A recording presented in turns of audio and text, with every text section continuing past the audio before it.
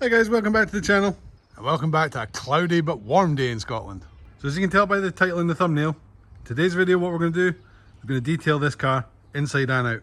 And it's now Friday and I always post a video on a Sunday. So without further ado, let's crack on with it because there's an awful lot to do and not very much time.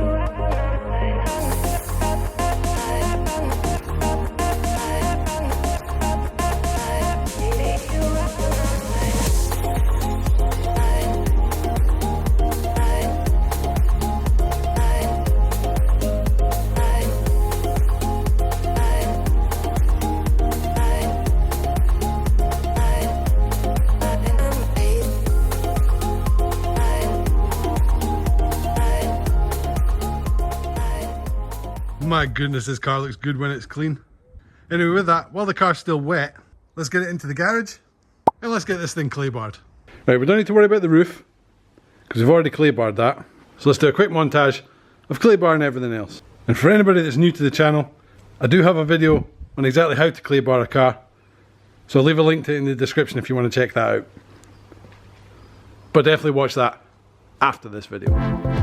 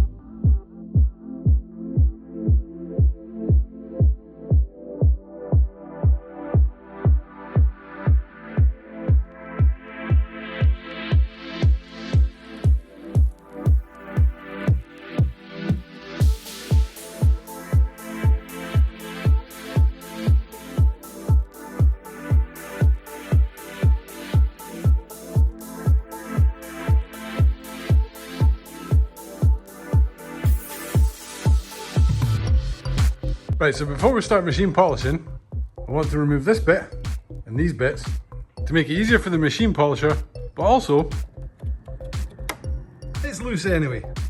So let's remove them, then we'll crack on with the machine polishing.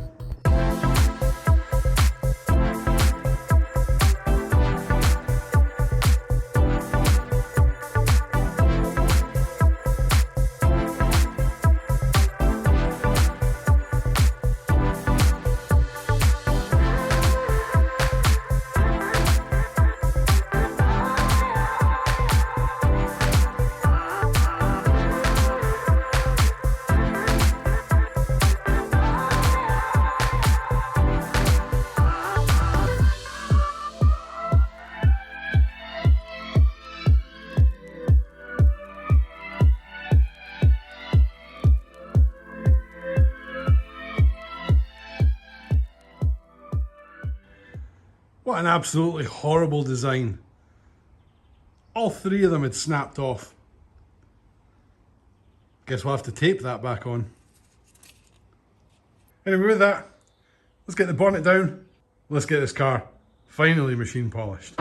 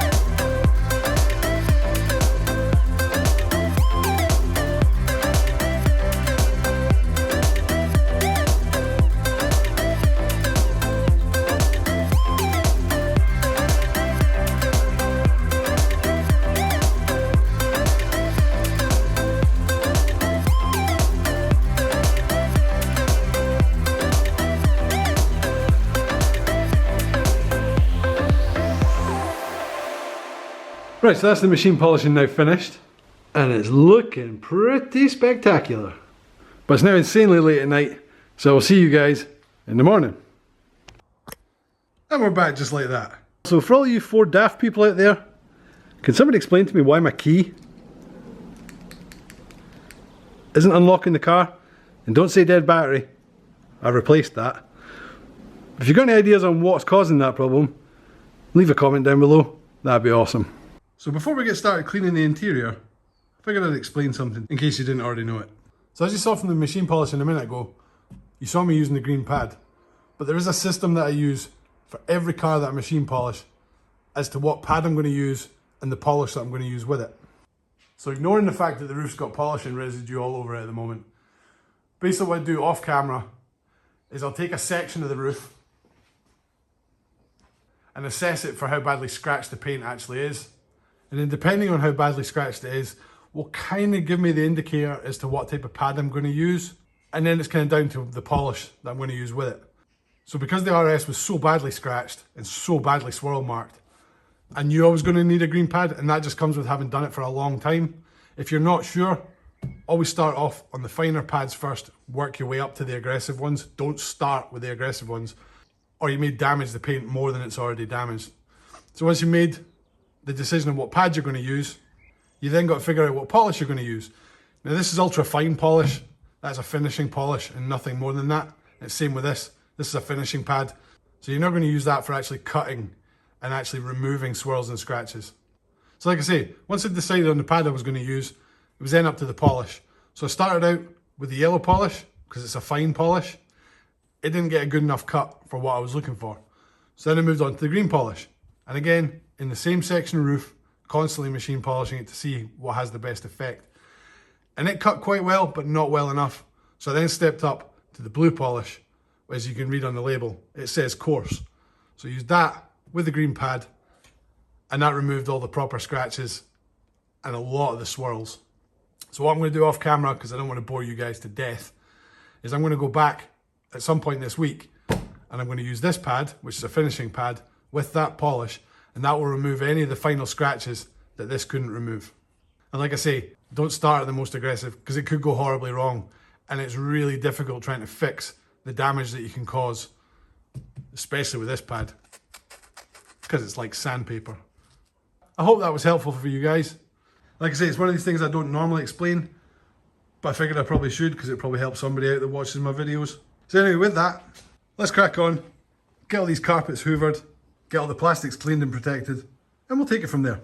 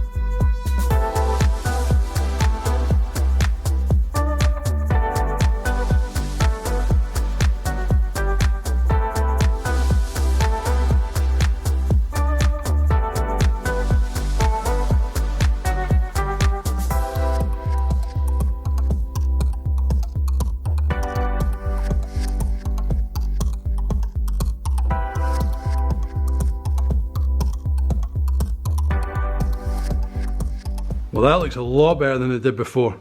And yeah, I know, It's not a full interior detail. That will come later, because I need to remove the stains from the seats and I need to clean the carpets properly. But you gotta admit, it looks way better than it did, because it was driving me nuts how dirty the interior actually was.